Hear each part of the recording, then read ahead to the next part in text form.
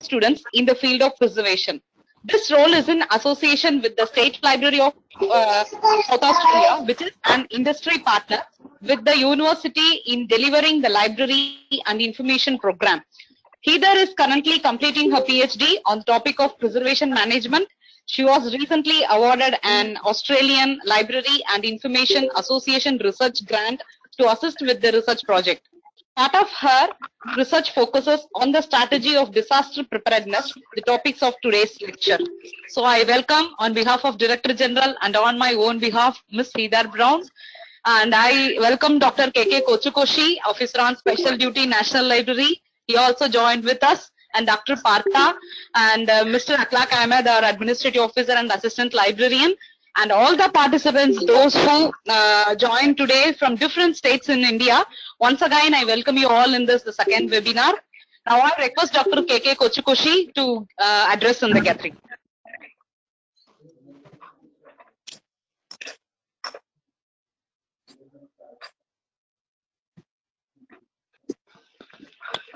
Sir, are you there? Koshi sir, hello? Oh, yeah. Okay. So, I'm sorry. Thank you, sir. Yeah. Well, welcome, Ms. Brown. We are very happy to have you today here.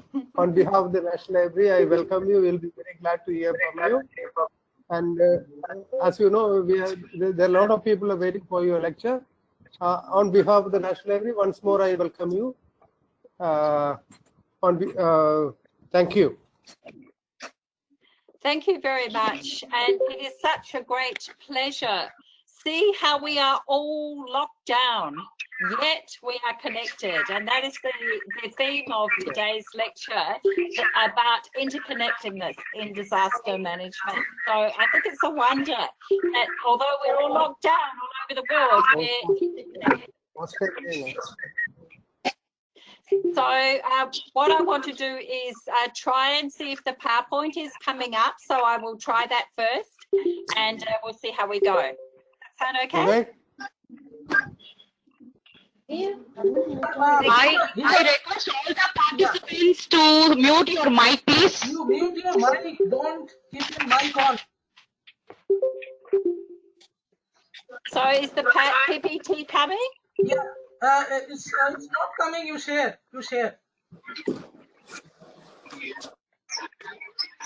It's coming? No. No, okay. So I try screen, and then I'll try home and slideshow from beginning. Is it coming now? It's no. Yes? It's not coming. Okay. So what to do? Share.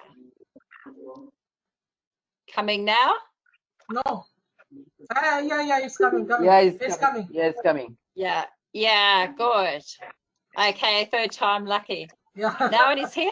Yeah. Yes. Very good. Okay, so we have averted a disaster and we have disaster management. Okay. So before I start, I just wanted to make the point that as I am giving the lecture, that the opinions are my very own and they're not necessarily the opinions of my wonderful employers. So any errors or anything that I make, it's entirely my fault. Okay, so I just wanted to check that this is displaying okay, the PowerPoint is all right? Everything is okay? Yeah, it's displaying. You carry on. Okay. So my first, it's a rhetorical question and it's setting the scene really. What is a collections disaster? And different professions and different countries define disasters in different ways.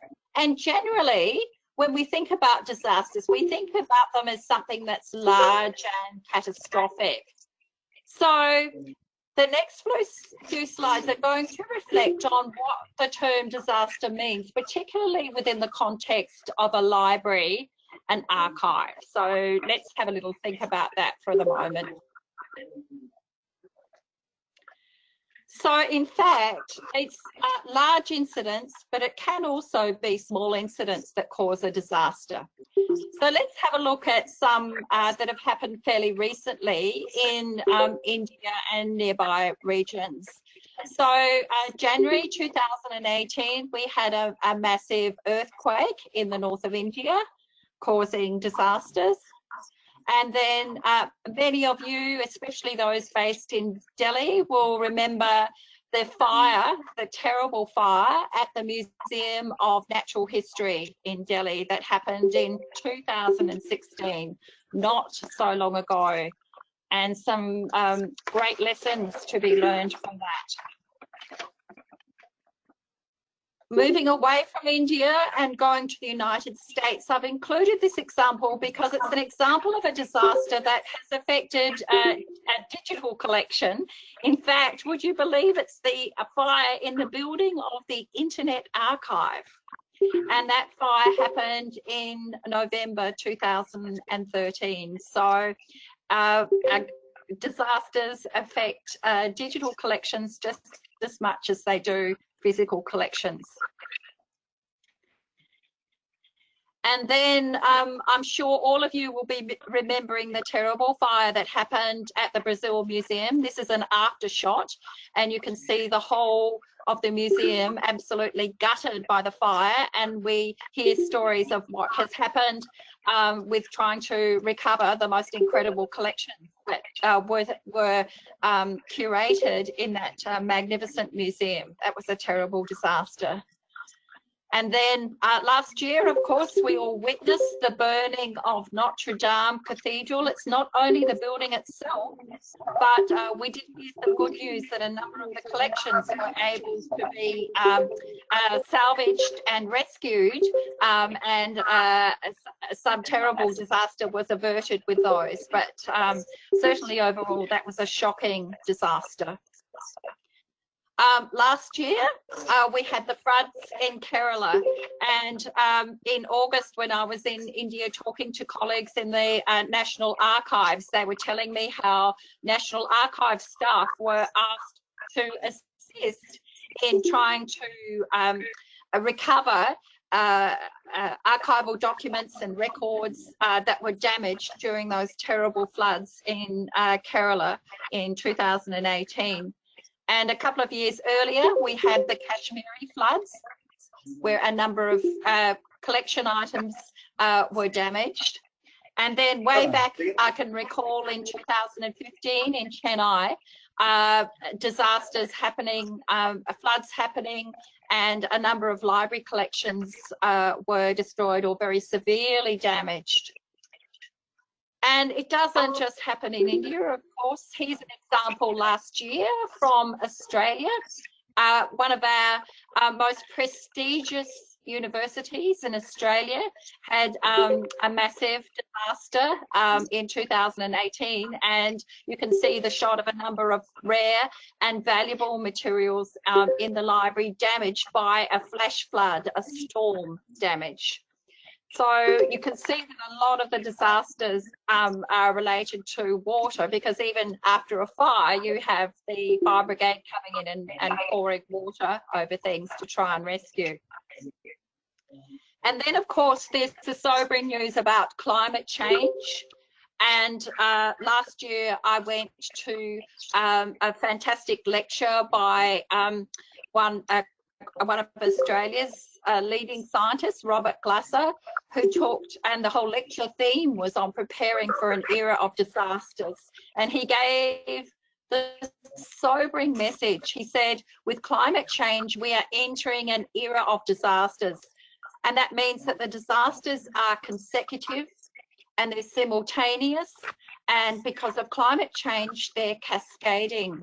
And in Australia already this year, we have experienced that. We had terrible, terrible bushfires, which were followed by hail and terrible storm damage.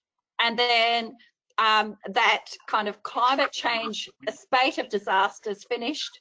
But then, of course, we had COVID-19 as well, although that wasn't climate change. But we're certainly, around the whole world, we're entering an era of disasters. And then there's the issue of vandalism, which is very much the case in India as it is in other countries. And I've put up the slide here going back a couple of years, but I recall it well. It's in the state of Manipur, where collections were deliberately targeted because of some tensions within Manipur and attacked. So it was a fire attack. And I also recall when I was in India in 2004, a number of you will remember this, Bori, the Mandaka Oriental Institute, was attacked, and a number of the precious manuscripts were at least badly damaged. And that was a deliberate attack of vandalism. It doesn't only happen in India, it happens overseas. And a number of years ago, the National Archive and the National Library in Bosnia was deliberately destroyed to erase cultural memory. So this is where you think working in a library or a museum or an archive is a you know, a very lovely job and it's peaceful or whatever, but you can be caught up in a whole political situation, and then the organisation and its collections get targeted for a disaster. So in fact, the whole message for the whole world is that terrorism is a big risk, and that unfortunately cultural heritage organisations and their collections are soft targets for terrorists. And we all know that. And so one of the things that we have to do is be prepared for that, be vigilant about that, and then being able to respond to that is what we need to do in the future to reduce the effects of disasters. So last year at Indira Gandhi National Centre for the Arts, there was a great panel of speakers. Some of them you might recognise there. I can see two people I know, one from the National Museum and one from the National Archives, three people, Dr. Achal Pandya from IGNCA, and I think there's someone there from the Archaeological Survey of India, but they were all talking and sharing their experiences of disasters that had happened in India, and quite frankly, you know, what had gone wrong. So some of the disasters included theft, some of them included fire, some of them included loss of collections in other ways. So disasters are absolutely happening around India as they are all around the world. But disasters don't have to be these kind of catastrophic events either. They can be small. So they can be small, like a little leak, drip, drip, drip, which is actually happening in our house now, because outside it's nearly winter in Australia and we're having a storm and I can hear the drip, drip, drip outside. So once you get an overflowing gutter and a drip, what happens in your collections, if it goes on for a long time? Mold, as you will know all too well in India. Or another kind of disaster that can happen is an attack of insects and termites that love the dampness.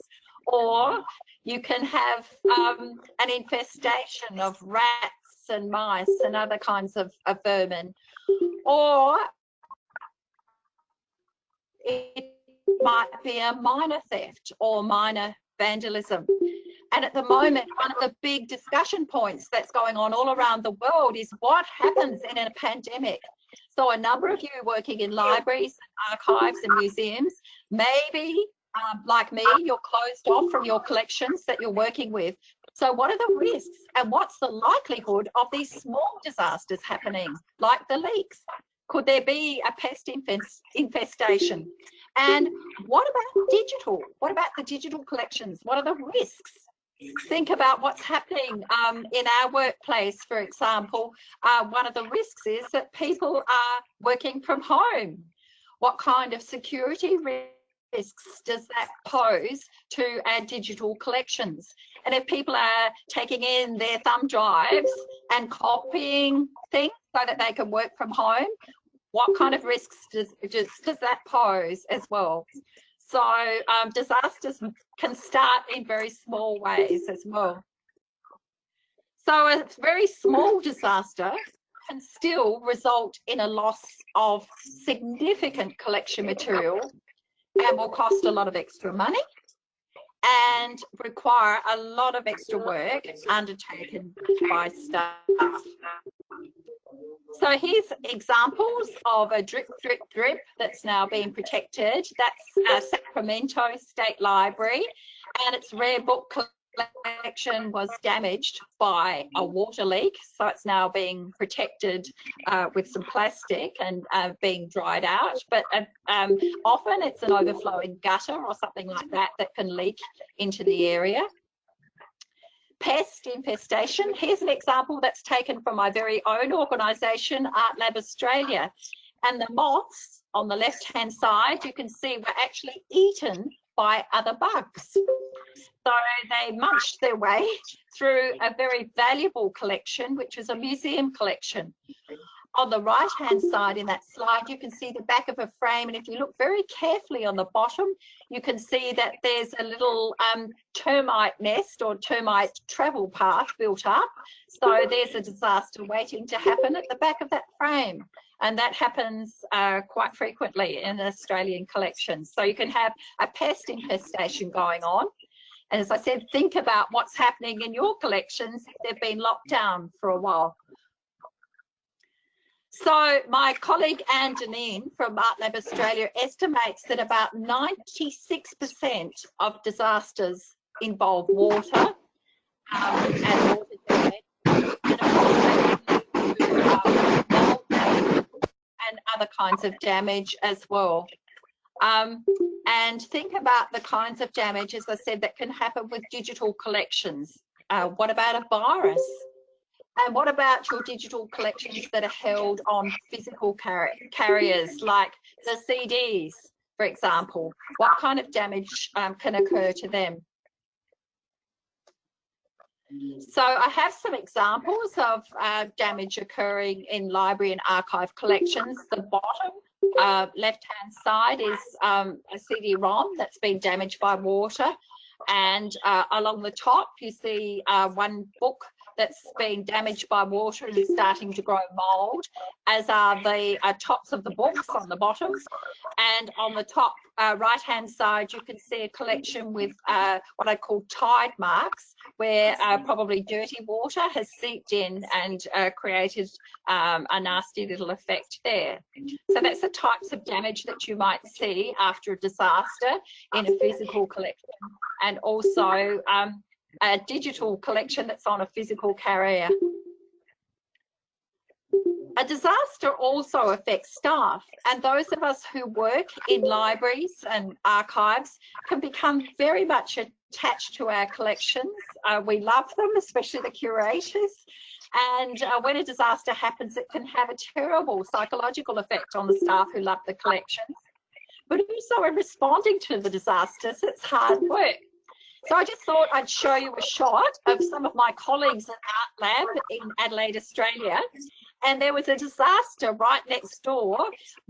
They're sweeping floods away, and the floods are adjacent to Art Lab in the South Australian Museum, because what happened was a truck came in, backed in towards Art Lab, hit a fire hydrant, and the water came whooshing out down that little slope and towards where they're brushing the water out. So all the staff, they're part of Art Lab's disaster team. You can see they've got rubber boots on, and they've got just mops, and they're whooshing the water away from the collections, which happen to be in the museum very valuable collections. They're the Antarctic explorer, Sir Douglas Mawson, and inside is his sleigh and some of the clothes that he wore and some of his archives. So they're really trying to move the water away from that area. So they're responding to a disaster.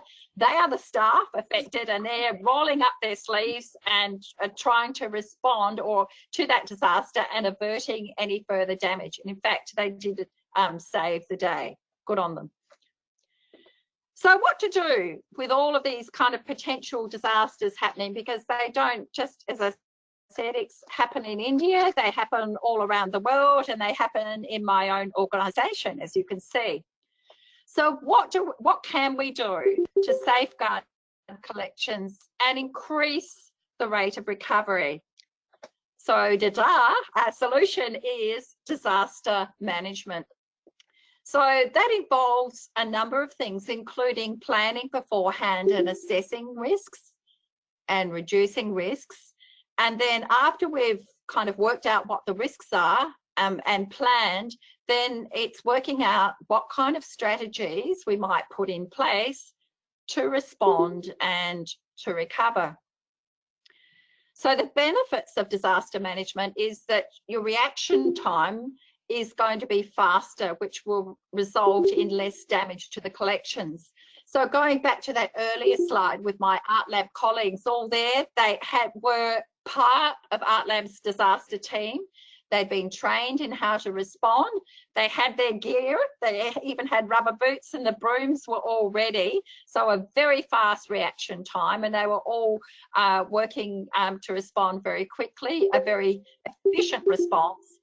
And the recovery is much quicker. And if you plan properly and look at some of the risks, you're less likely to experience disasters in the first place, because you might eliminate or at least reduce the risks if you're planning for the disaster. So that's a number of the benefits of disaster management. But stop. That's all very well and good, and that's a lot of the theory that you'll read about in textbooks about disaster management and in the literature on disaster management. They say, disaster management reduces risks, but what does it really mean for our collections in libraries and archives? And this has been part of my own research towards the PhD, because I'm a practical person, and I've worked for years in libraries and with archival collections in libraries. And what I know very well is that most of our significant collections now in libraries and archives are what we call hybrid. That is, they're both digital and physical. So those of you who are working with those collections will know that full well. And here's some examples from India. The wonderful Sri Aurobindo archives in Pondicherry. On the left-hand side, you can see Aurobindo's in the archive compactus, Aurobindo's writings, the journals and everything in a physical collection. On the right-hand side, the digital collection, which is part of the catalogue description, itemised collection of the digitised collection. So the Aurobindo archives are a hybrid collection. And if we go to the Indira Gandhi National Centre for the Arts and the National Mission for Manuscripts, we can see full well physical collections, the palm leaf manuscript on the left, and the wonderful digital libraries which are available, an example of a screenshot on the right. And let's not forget the fabulous National Library of India, wonderful people who are hosting this webinar. So that shot on the left-hand side is taken, I've just lifted it from the webpage of the National Library of India because it's a very good image of the physical collections that are there. But I've also included the a digital image, because I know, and I was talking with some staff last year about the joint digitisation project, which is going on with the British Library. So you can see a number of the digital collections of the National Library of India being made available too. So again, it's a hybrid collection. And that's very much the situation around the world. So our collections are both digital and physical. So that's the reality. But there's a problem. There's a disconnect between disaster management and disaster planning for digital and physical collections.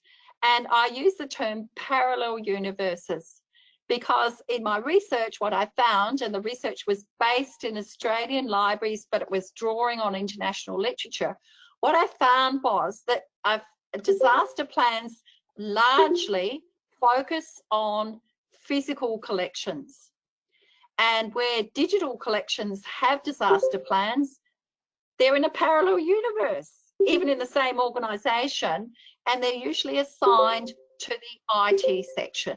So that's why I've kind of got the two little parallels going on there in the image. So parallel worlds disconnected with one another, but the collections are the one collection. So very interesting. So that became one part of the focus of the PhD research. And what I wanted to know as part of the PhD research was whether it was possible to develop one disaster plan for this one collection that's physical and digital. And my focus, the scope of the thesis, of course, is Australian libraries, particularly the national and state libraries, which have a mandate to preserve Australian material. And SLQ, which is the abbreviation for the State Library of Queensland, agreed, wonderful colleagues there, agreed to participate in a proof of concept to help me with my research. A little bit of background to that. The State Library of Queensland had experienced a massive disaster in 2011. Some of you may remember there were floods in Queensland, and the Brisbane River, which goes right in front of the State Library and the museum and the art gallery, flooded. The whole river rose, and so it posed massive threats to all of those collecting institutions. So my colleagues in the State Library of Queensland were well experienced in responding to this disaster. So it was a really good, really ideal team to work with in testing from both the digital and the physical point of view, whether you could put together a disaster plan that would also be shaped and informed by their experience with these floods. So in joining together a disaster plan, what were the hurdles? What were the barriers to connecting the physical and the digital responses to a disaster? And here's some of the challenges. First of all, the skill sets between people with knowledge with the physical materials are often different. In fact, they're frequently different to the people working with digital materials. So they're unique skill sets. So that's a challenge. Also, at a very practical level, if you're going to have one disaster management kind of system that links the two, you don't want to make it too complex. And by joining the two together, there's the potential that particularly a disaster plan could end up being big and complex and unwieldy. So that was a challenge as well. And historically, the two areas, as I said, had been managed separately. So there were some of the barriers that I faced in thinking about whether it was possible to have one plan for the one collection. But in fact, as I delved deeper and discussed it with the Queensland staff, there was some good news. And particularly when I was looking at the literature and existing disaster plans for digital collections as well as physical collections, they had a lot in common. Particularly, they were built on both of them were built on common principles, particularly the principle of risk management. So that principle underpinned responding to disasters and preparing for disasters for both digital collections and physical collections. Both of them linked in a number of Australian organisations have a concept called business continuity planning, and both of those, the physical and the digital, linked with that. But even more importantly, the whole kind of framework for disaster planning in the digital and in the physical world had the common stages, which I'll go through shortly. Prevention, preparation, response, and recovery. So that kind of framework was common to both digital and physical disaster response. And also the concept of scale of the disaster, which is how big is a disaster, how much of the collection does it affect. That was common to both physical and digital disaster planning. So there was a lot of commonality between those two areas. So that was a good starting point. So then what I did was work with a focus group, a team from the State Library of Queensland, people from the digital area and the physical area, people involved in risk management, and we thrashed it out. We looked at their disaster plan. We looked, Queensland has a business continuity plan, and we looked at their risk register, and we found that in fact it was possible to align the digital and the physical. So that was really interesting. And one of the other findings was that at this point in time, there is a need to have, in terms of responding to disasters and preparing for disasters, to have two specialists in an organisation, two coordinators, one responsible for physical and the other one responsible for digital. So I pop them on the slide here, two superheroes, the digital one and the physical one. So at this point in the evolution of at least Australian libraries, there wasn't one person who had the head space and the knowledge and the skills to cover both of those areas. So in a disaster, the disaster plan for Queensland would have a digital specialist and coordinator and a physical coordinator, and they would respond, report to a chief in the command structure. So those two roles were happening anyway, and my research showed that those two roles were happening in the other Australian libraries as well, but they weren't joined up, they weren't coordinated in any way. So the other thing I did was test in some workshops. I started developing an integrated disaster template and tested them. There's an organisation called Blue Shield, which has an Australian headquarters as well as international headquarters, and there was a Blue Shield workshop where we tested the concept of an integrated disaster plan in that workshop, and that was very successful. And there were participants from libraries and archives and museums and galleries who were all able to, at least in that workshop, apply it effectively to their organisations. And then last year, as I mentioned, there was a workshop at the Indira Gandhi National Centre for the Arts. And then later in the year, some of you in the archives area might be knowing that there was an International Council for Archives conference, international conference in Adelaide, where I live. And again, there was a successful workshop run there where the concept was tested. So it's starting to look like it's working okay. So in terms of the findings, one of the lessons was that there's no need to start from scratch, that the digital and physical disaster planning is built on risk management principles. But it's not a matter of just getting, say, a physical plan and tweaking it and putting in the word digital. You have to think about what it means, think about existing documents and other strategic planning that might link. For example, in Australia, as I said, we have business continuity plans, so we had to align those as well. So it's not a matter of just a little bit of cutting and pasting. It's a matter of how do these areas work together? What have they got in common? What are the specialities? So also, as I said earlier, it's likely that at least for the foreseeable future, for larger organisations, there's going to be a need for 2 specialist roles. Of course, if you're in a one-person library, maybe you're used to being me, myself and I, and you'll have to do those 2 roles. But in larger organisations like the National Library of India, for example, it's likely that there'll be a need for a digital coordinator and a physical coordinator.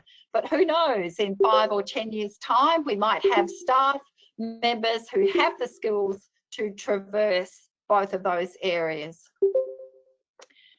Another important part of the findings was that having an integrated plan shines the spotlight on prioritising actions across all the collections. And had a wonderful conversation and a story from the staff at the State Library of Queensland, who was so free to share what challenges they faced during those 2011 floods. So this was their situation way back in 2011, and of course it's changed a lot since then.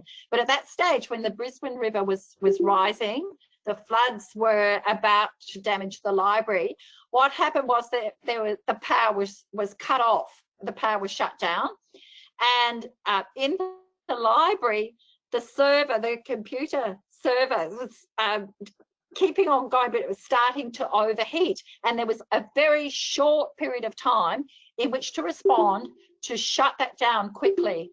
Now that was a #1 priority because of the short period of time. So with the disaster plan or disaster strategy that combined physical and digital, you would know that that was a #1 priority across the whole library to get done first. Bad luck about the rare books, you only had about 30 minutes to do something about that overheating server. Otherwise, the whole of the digital collections and the digital infrastructure will have gone. Now, since then, of course, there's backups and other things happening in the State Library of Queensland, but it was a great discussion to see the rare books people and the people responsible for physical collections saying, whoa, what about the rare books? Whatever, and the digital people were saying, in this case, and I stress it's changed, of course, since then, but in this case, the #1 priority was taking care of the digital collections. So they will have changed now. So another finding was it was very, very useful for the staff to have one list of what's stored where. So particularly in larger organisations, and I'm thinking about National Archives, for example, and I know that there's a lot of microfilms stored off-site in Bhopal, and other, my own state library in South Australia has little used collections stored off-site. It has its digital collections backed up in the cloud somewhere. There's also backup tapes somewhere, and instead of the backups for the digital being in the minds of the IT people and the physical collection backups being listed elsewhere in the physical disaster plan, bringing that all together in one document was a comprehensive list of what's where, so that you could get a sense, particularly in an issue like if there's an earthquake happening, what's located where. And if, for example, your digital collections are backed up in the cloud, well, thank goodness, we can leave that as an issue and we can focus on these other areas.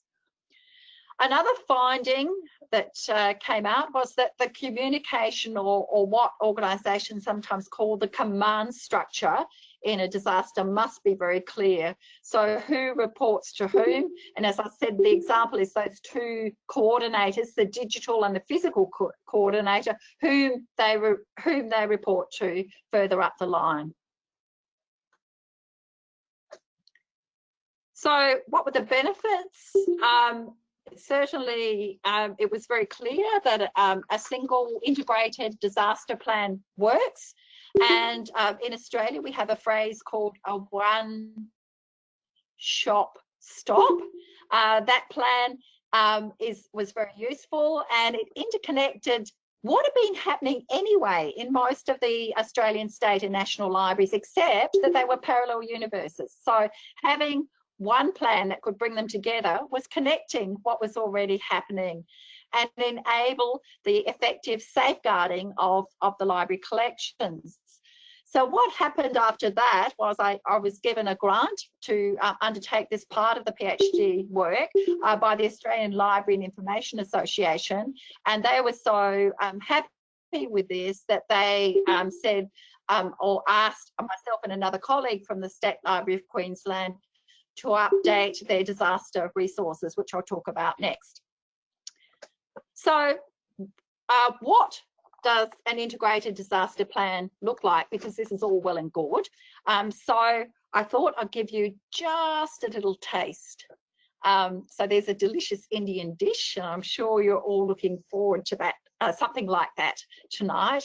I wish I had some Bengali sweets at the moment to enjoy, but I'm imagining some. Anyway, there's a little taste of what to come, and the recipe book has already been, the link to the recipe book has already been provided. They're the Australian Library and Information Association disaster management resources. So they have been basically put together by myself and another colleague from the State Library of Queensland, Christiniana, and we've made them very simple and also very flexible, so that they are designed as disaster resources. The one with the brown cover on the left-hand side is the guide, and the one with the greener cover on the right-hand side is the disaster plan template. Now, if you want to design them in a way that they only focus on physical collections, that's fine. You can pull them apart and do that. They're very flexible. So that's your recipe book that you can download for free from the Australian Library and Information Association website to help you. So I'll just delve into the recipe book, and we can have a little look at some of the essential elements of what an integrated disaster plan looks like. So as I said earlier, there's 4 stages of a disaster plan: prevention, preparation, response, and recovery. And the before is prevention and preparation. So they're the kind of underneath the iceberg. During is your response, and then after is the recovery. So prevention, very important. They're the actions to prevent or reduce the impact. And so they are informed by a risk assessment of the collections and the buildings, and in the ICT area, an assessment of digital security risks. So it's the reduction or removal of the risks.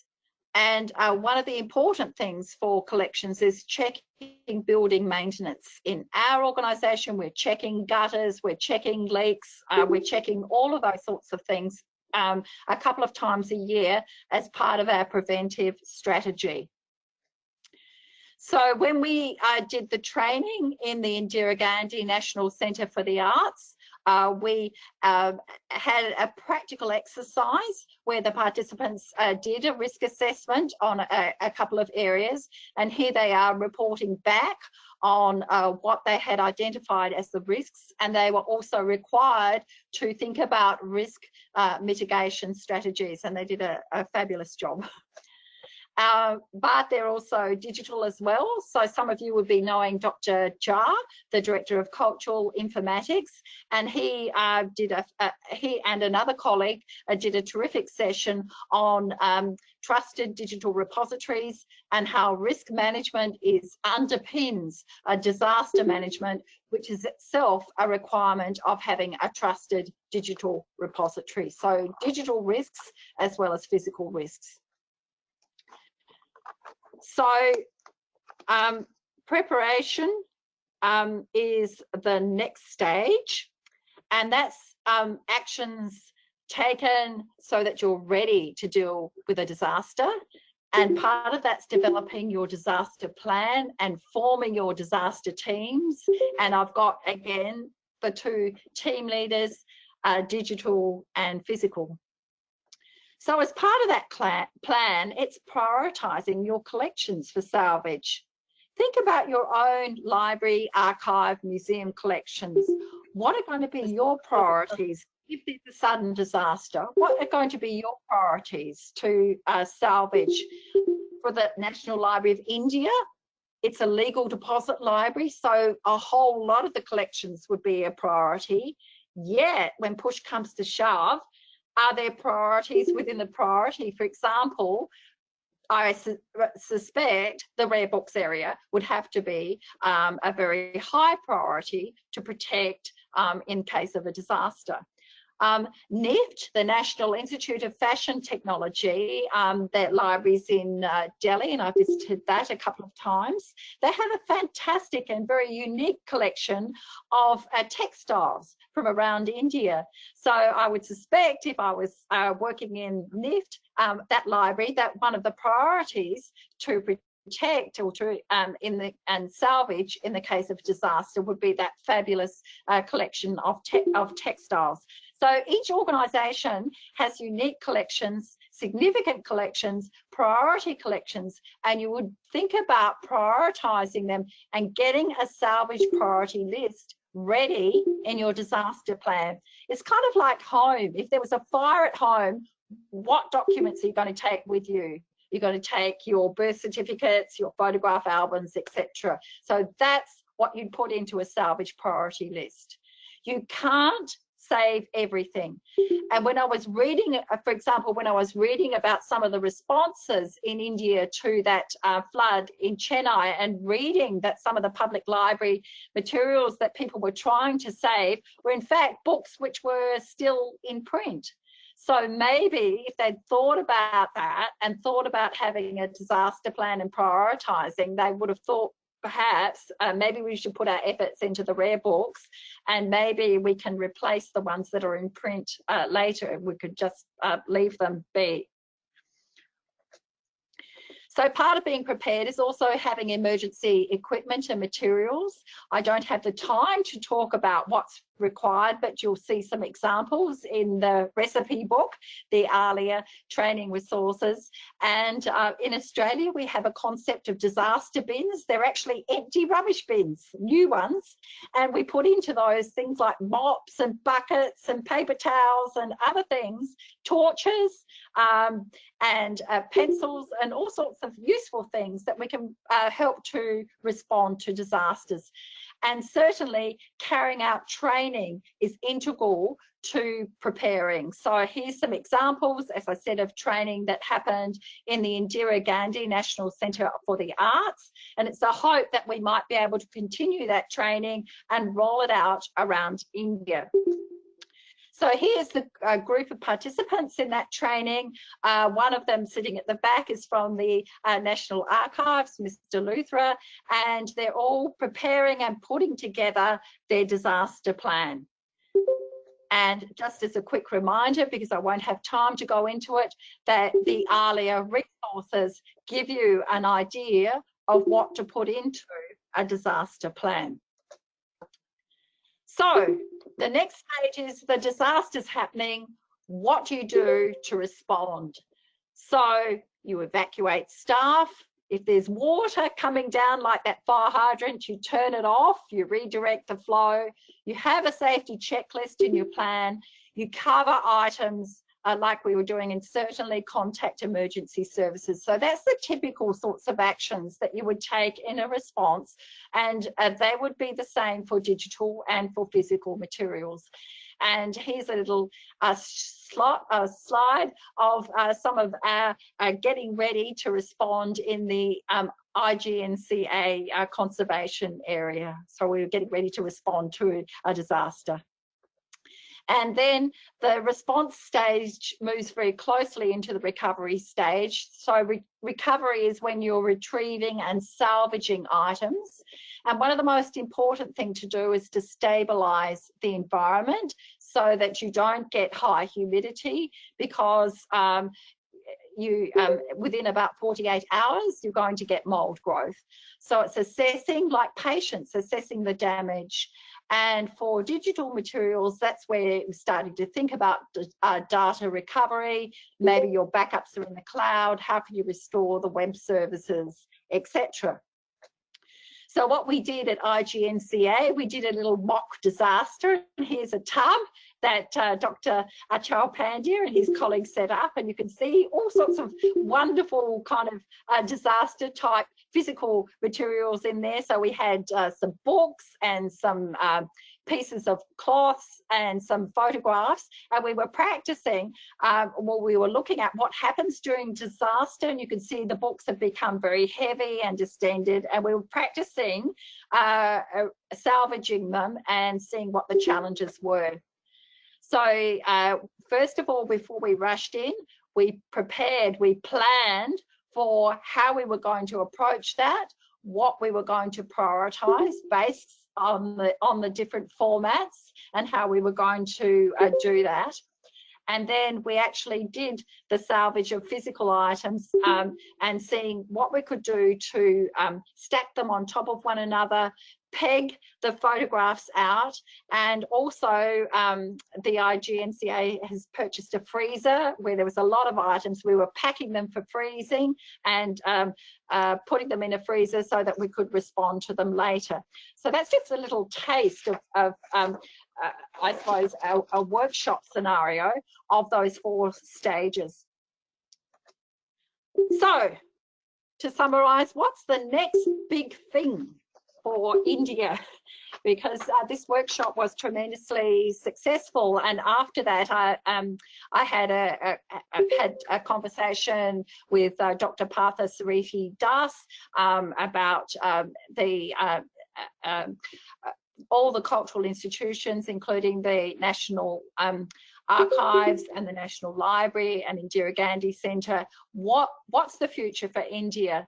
And very much there's an appetite in India for building a community of practice in interconnected disaster management. So that's the next big thing. And I think from the Indian perspective, and I have been travelling in India with my husband since 1990, and my first visit to the National Library was 1994. So I'm an old friend of India, and I understand Indian philosophy and Indian culture, and what my experience is profoundly the interconnectedness and the interconnected way of seeing in India, which ranges from travelling on a road and you see this dance, this interconnected dance of how all the traffic kind of merges, goes around the cows, and everything kind of just flows, to the roots of Vedic philosophy, which is again about interconnectedness. So having an interconnected disaster plan is ideal for India because it's embedded in Indian culture and Indian way of seeing. So a way forward is for the peak organisations, which can include the National Archives, IGNCA, Mission for Manuscripts, and the National Library, and I put plus question mark. And the question mark can be the professional library associations, other peak organisations who can assist in rolling out the training and understanding of disaster management across India. So that's kind of where I leave it, but just to add that I extend my hand to help with that because I think my heart is in India and very much like to assist and support that process. So at the end of my lecture, I'd like to give a heartfelt thanks to the National Library of India and particularly Dr. Partha Sariti Das, Dr. Gaja, IGNCA, my colleague Dr. Achal Pandya, his fabulous conservation team and students, and the National Archives, Jaya Ravindran, Mr. Luthra, and my colleague in Art Lab Australia, Anne Deneen, to all the senior managers, the DGs, I think you call them in India. In Australia, we call them the CEOs. I think for IGNCA, it's the member secretary. Thank you for your support, and I'm very much looking forward to this future for India, building this community of practice. I know we have people attending this from all across India, and very excited that we could build this understanding of disaster management and being able to respond, because India's collections are, I say this as an Australian, they are priceless, absolutely priceless, particularly the manuscript collections. They are wonders of the world, and they contain knowledge which is absolutely amazing. So you need to protect them for the future of humankind, and protect them from disasters. Thank you. Any questions? Thank you, Heather. Thank you so much for your wonderful lecture. Now I open this platform to the participants. If anybody would ask questions to Heather, you please ask. Before that, you please introduce yourself, from where you are talking, and then you ask your questions.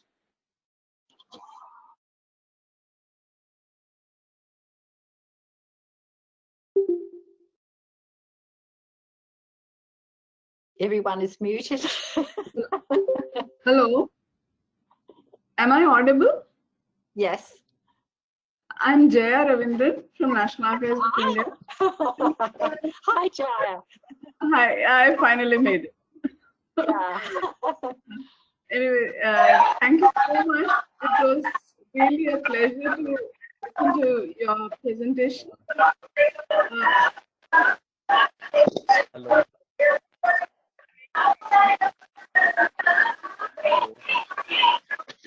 Kalyani, please, could you please mute your mic, please? No. Hello. Hello. Can I continue? Good. Yes. Hello. Good evening, everyone. Good evening, everyone. Can I continue? Hello. Good evening, everyone. Ma'am, Good evening. ma'am, very nice presentation, ma'am. As far as our Indian concern, I think there is no disaster management system here for our libraries. As far as I know, good evening, ma'am. I'm Kalyani from Vijayawada. Obviously, you are right. As far as but how far you are concerning for this disaster management in Australia, in very great manner. But ma'am, you please suggest for us how to start this disaster management in libraries. Yeah, it's as I said, what we want to do is build a community of practice in India. You have a recipe book. You have a recipe book now from Australia, perhaps an Indian Australian with love. You can start that. You can start from there and build that understanding, and think about it very simply from your own perspective. Think about what you would do if there was a disaster at home, how you can prevent that, how you can prioritize what to salvage, but particularly how you can reduce the risks. For example, when we did a risk assessment at IGNCA and we had one pretend area, we found there was a leak in the basement, you know, and which we saw how that could be addressed. That's part of, we'd almost call that common sense, but it is not complex. It's a very simple thing to do, but it is difficult at the same time. So I'm saying that there is a recipe book coming, and there will be training coming, and it will be through these people organisations and through library associations, organisations even like Delnet that will help. They will help. So, ma'am. Yeah, of course. Where, hello, ma'am. Hello, ma'am. Shire was coming. Work. Can you hear me? Oh, I am hello. Shantanu Basu. Hello, I am Shantanu Basu. Yes. Yes, ma'am. Your lecture is superb, just superb. But I have a question that our Indian nationals are in the third world countries. There are no sufficient monetary support, yeah, sufficient only food support. But how can I avail the library that the disaster non So the question I is am how to I how to West Bengal, India. I'm not hearing very clearly, sorry. Is it how to Hello, do, ma'am. where to start? Kalyani ma'am, please mute your mic. Kalyani ma'am, please mute your mic. Please mute your mic. Hello, ma'am. From Kolkata, West Bengal, India. Yes, I know, I love Kolkata. My heart is in Ma'am, we are Kolkata. third world country, ma'am. We are. Yes.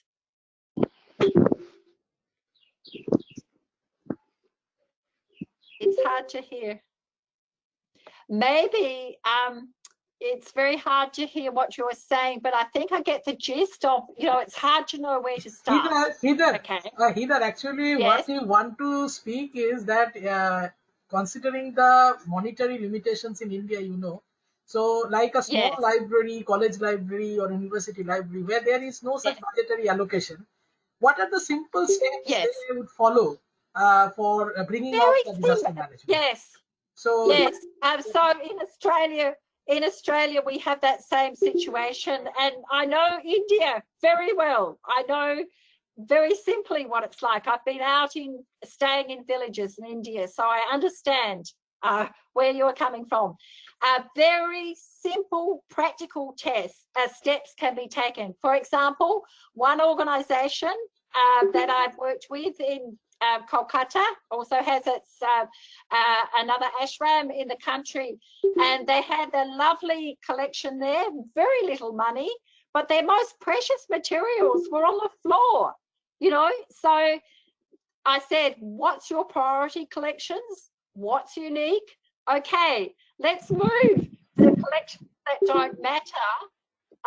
We can leave them there on the floor because there's not so much room, but your most valuable materials, let's lift them up from the floor in case of when the monsoon comes. Let's cover them in some plastic.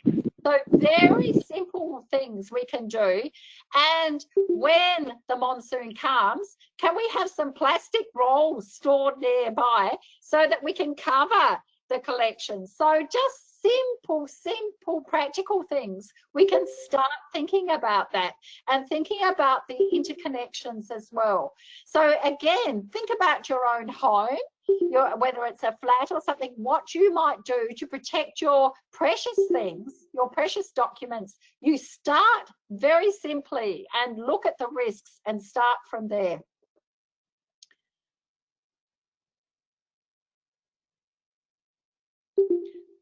I know what the situation is in India, and so you would be shocked to think, Australia is not so rich. A number of our small public libraries, our small museums, there's no money. There's just run by volunteers. So what do? The same thing. They, they lift their most precious items off the floor.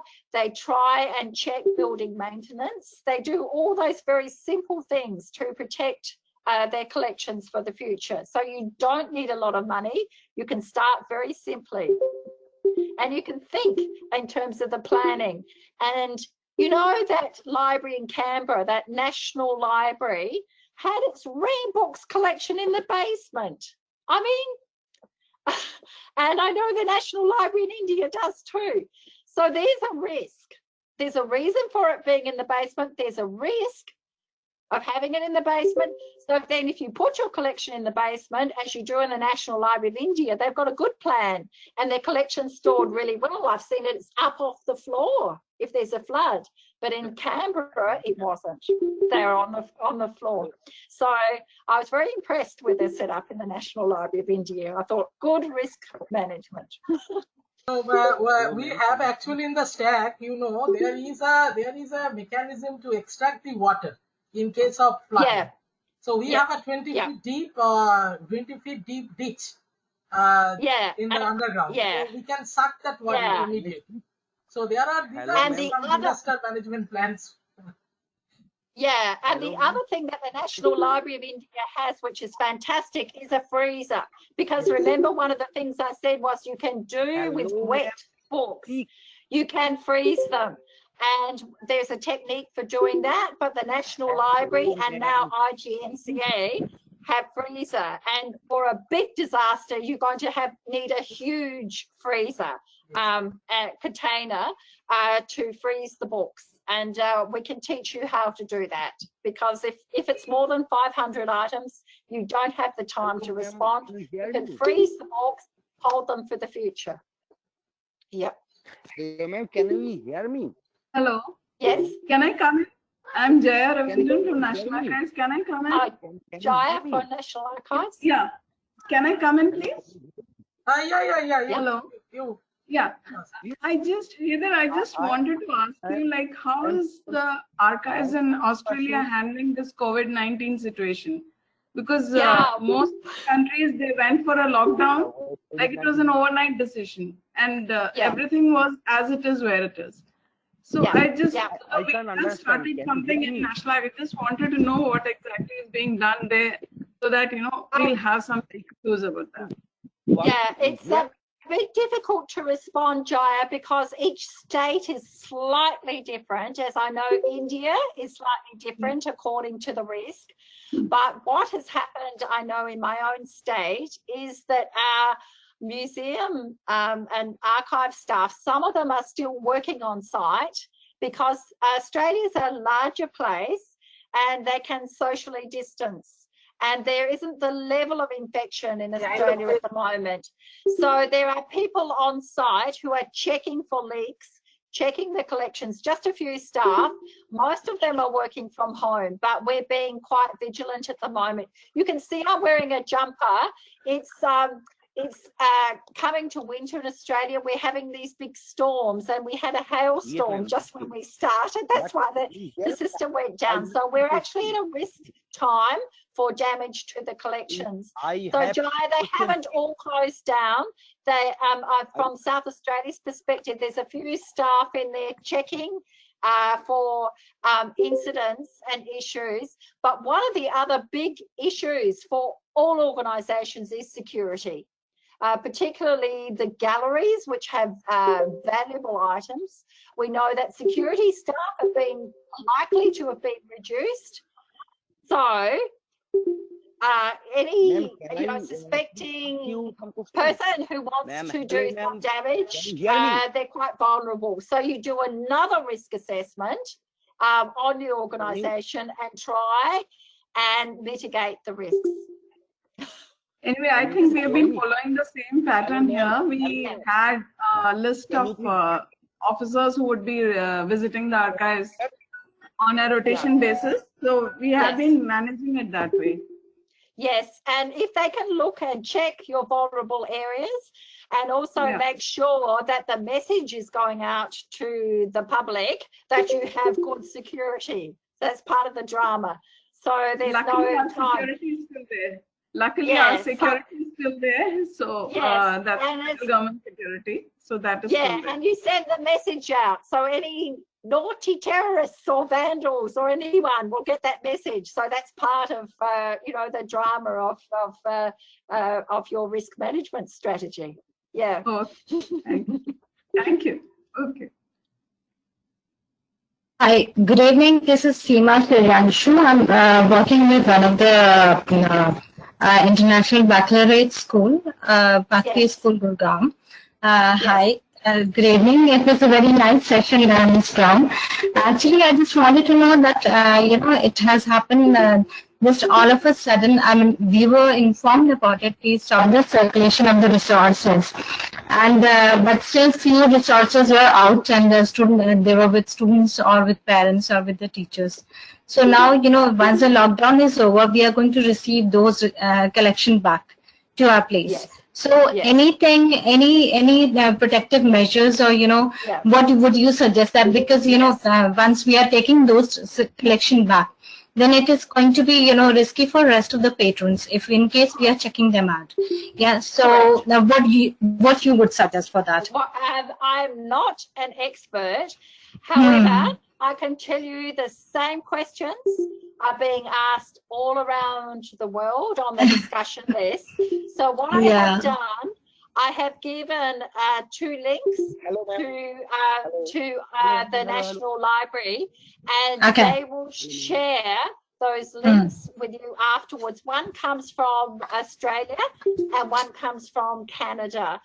And basically saying, be careful with spraying disinfectant on your rare collections, and you're probably not you're letting them out, but make sure you're wiping down things.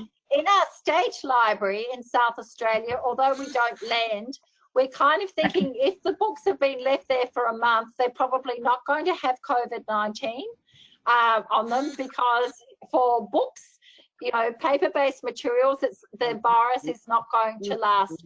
But I will for a longer time. But still, that's true. It's not going to last for a longer time. But still, as a protective measures, if in case anything is there, then that we have to take. Yes. Because I would prefer to take some precautionary measures before keeping them in the library for rest of patrons. Yes. Yeah. So if I find any more links, I will send them to the National Library, and then they will share. Is that okay? Yeah. Thank you, Ms. Brown. Thanks a lot, and such a nice session. Thanks a lot for enlightening session. Okay. Take care. Stay safe. Yes, we all do. Yeah, true. Yeah.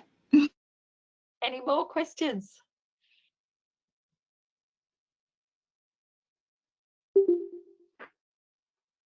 Anyone from Chennai? Any questions you can ask? Ma'am, can you hear me? Yes. Can you hear me? I am Shantanu Basu from West Bengal, Kolkata. Yes, from Kolkata. Yes. This is the Joy City. By the way, ma'am, I am asking you that you are from the first world countries, but I am, and more of them are third world countries. Then, what are the precautions and the prevention and the remedy measures ours at COVID-19 situation, pandemic? Sorry, I didn't quite get that question. Hello. It was about COVID-19. Repeat me. It was a question about COVID-19. Mr. Basu, are you asking what are the measures we should take in COVID-19 by the libraries, or anything related with conservation? Obviously. But we are the third world country. Hello. I think what will be useful is I've given Dr. Parthasariti Das some good links to from some Canadian resources and Australian resources on what to do for collections, what to look out for during COVID-19, particularly collections that have been locked down. So would it be possible to make them available and for the participants to link to later? I think that would be good. We will mail to all the participants the link you have provided. Yeah, I think that will be helpful. Yeah.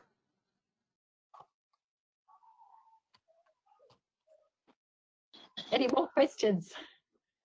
No, ma'am. Thanks for participating this conference, and Thanks for participating to us. Very much. You know, my heart is in India. Yes, no, ma'am.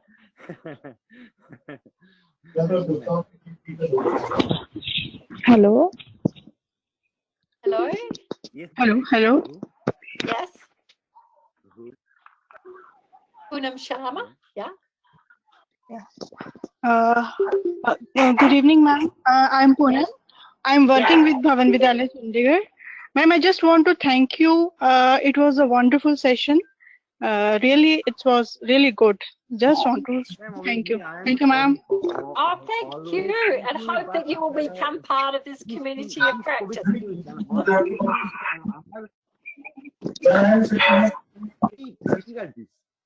Hello, ma'am. Good evening. Yes. Yes. Hello. Hello? From National Highway, Kolkata. Yes. Yeah. It's a suggestion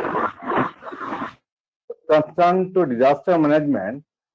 Should this report and organize more and more workshop and awareness all around the country? Have you any sort of means support to the library and Yeah. So I think and training to how to preserve the disaster situation and all this? Yeah. So I think your question is about how can we do more workshops around India. What we're envisaging, and that's we was talking with IGNCA and National Library, National Archives, was trying to do a train the trainer. So we'll build up one group of people who are trainers, and then they will train others across India, and that becomes sustained. And wouldn't it be great to sort of link with some of the library associations so it becomes part of professional development sessions as well, and that training it gets sustained into the future. So it is not training that's complicated. The principles are very simple. As I said, think about what you would do in a disaster in your home, what you might take with you, what you might protect, how you might reduce the risks, and those kind of principles you apply, but in an interconnected way, and thinking about the digital collections as well as the physical. So we will definitely do more training by hook or by crook, and there's already good networks in India. For example, the National Mission for Manuscripts has manuscript resource centres. Delnet has nodes through India. National Archives has connections with the other archives. National Library has networks. There's other library associations in India that have networks. So we will use the existing networks to help with the training. I think that's my thought at the moment. No one said Thank yes, you, ma'am. but Thank I'm you. thinking that. Correct. National Library. Yes. National Library has various functions. They only discuss this recently.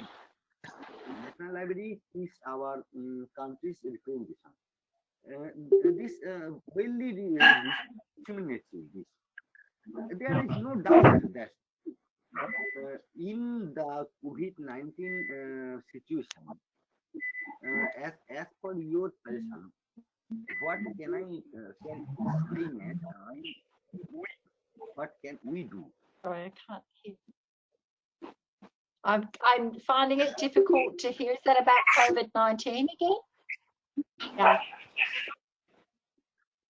So if it's about COVID-19, where there will be we'll give some links to some useful resources for you with COVID-19, because one of the big risks is collections being unattended, insects, rats, mice, and mold, but also for the digital collections as well. People, as I said, taking work home, accessing that way, so that there are risks to collections and how to reduce those. That's one of the big problems Yeah.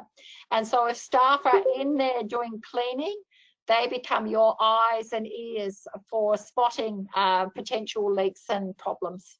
Yeah. Either I think during the lockdown period, when everything is closed, we need to inspect the collections. Correct. At least once in a 15 days, like that. We are Yes. also doing like that.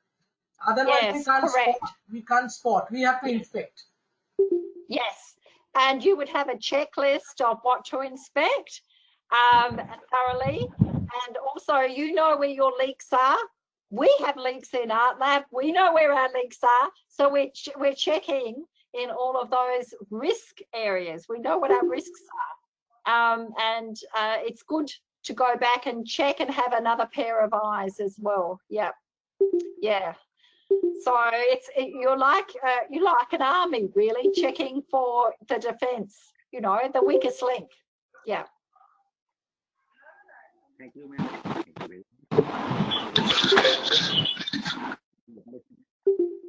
you. Thank you very much. Madam,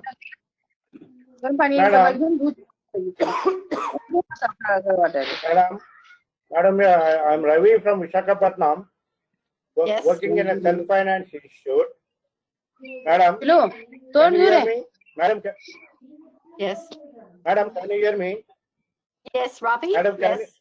Yeah, I'm from Visakhapatnam, working in a Yes. self-finance institute. During Hudud, I got water, I got the air, and earthquake simultaneously. Hudud, three simultaneously. Rain, air, and earthquake. Three simultaneously. Okay. Then in that particular type of situation, It's not by clear. God's grace, Can't hear you. nothing has happened. But Please, how can we meet in future to overcome when all these three, the air, the water, the land, all are hitting the life? So I think you're saying you have a number of risks or problems happening. Is that correct? At the same time, Simultaneous. yeah, same time, one earthquake is coming, other side rain is coming, other I side can't wind is going. distinguish the question. Sorry. Is the question audio that there's clear. some Your any audio not problem? hello, ma'am, please. Hello, hello. Madam, Please, I can't please, hear. take this. Sorry. And please take this, ma'am. Please, please. Yeah, I am.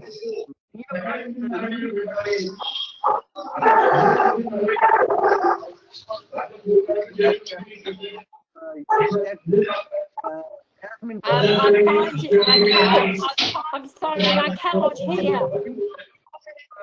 I request all the participants to please mute your mic. Hello? Please mute your mic. Mr. Balaji, please mute your mic. Asking. Yeah. Mr. Balaji, please mute your mic. Everybody one by one asking. Hello, ma'am. Yes, Please, yes, yes. grace, that all you discard, please, you chat, please discard, and please take this. At least you to deliver 2 hours speech, please, ma'am. It's my opinion.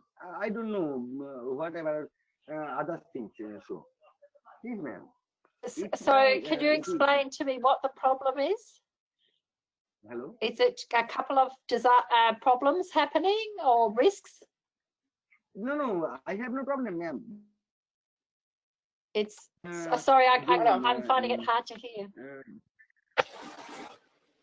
Yes. Madam. Hello, ma'am. I am Jishnu Bhattacharya speaking from Kolkata. Yes.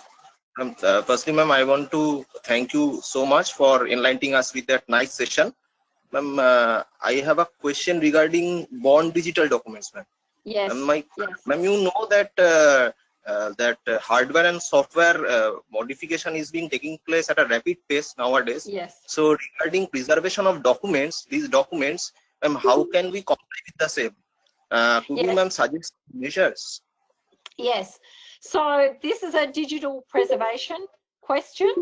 So in terms of the disaster management, that is part of setting up a trusted digital repository, which is a big subject. For the first part, we know that the software and the hardware is changing. At least get your digital, your born digital items into a mass storage system, so that it's not on CDs and so forth, and get it onto a mass storage system and get a backup happening not in the same city. So maybe another part of India. I was talking to someone a few years ago from the National Archives in Israel, and I asked, no, it was the National Library of Israel, and I asked him a very naughty question. I said, do you back up your digital collections in Israel, or do you use another country? He said, yes, we actually use another country, because Israel is very much at high risk. So I think for disaster planning, you need to back up, and then for digital preservation, you need to migrate to a mass storage system, and then from there we can look at a digital preservation system that can continually migrate to the new versions of software and hardware. And it is one of the best organisations that's doing that in India at the moment is IGNCA and Dr. Jha, and they are supported by CDAC in Pune. So and I know that National Library of India is also having discussions with them, as are National Archives. So CDAC, Dr. Dinesh Katre, is part of that great work that's happening in India. And IGNCA have one of the first certified trusted digital repositories in India. And I think that's going to happen soon through the collecting organisations. So at least do the backup. Thank you, ma'am. Thank you. Thank you very much. Thank you so much. I request Mr. Aklak Ahmed to deliver a vote of thanks. Hello, ma'am. Thank you. Hello. Thank you, madam. Myself, Aklak Ahmed, on behalf of DG National Library. Yeah, I'm audible. I'm audible. Hello. Hello. Yes, you're audible. Yeah, I'm audible. Yes.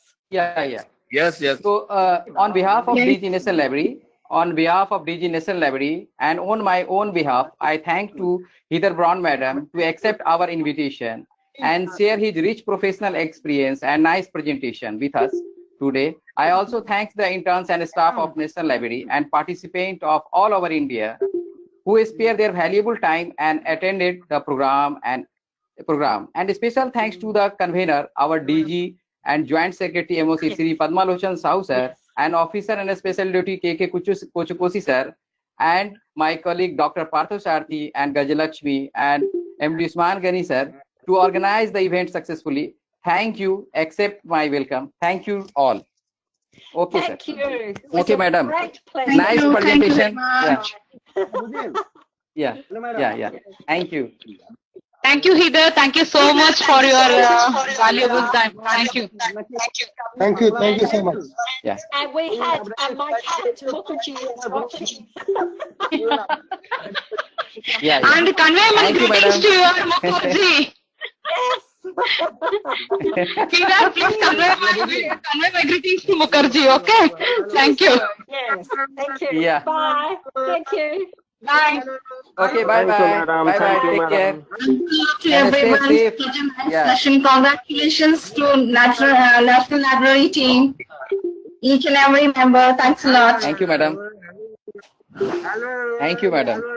Take care and stay safe. Madam. Thank you, ma'am. Thank you, ma'am. Thank you, ma'am. Thank you, Heather Brown. Hello, madam.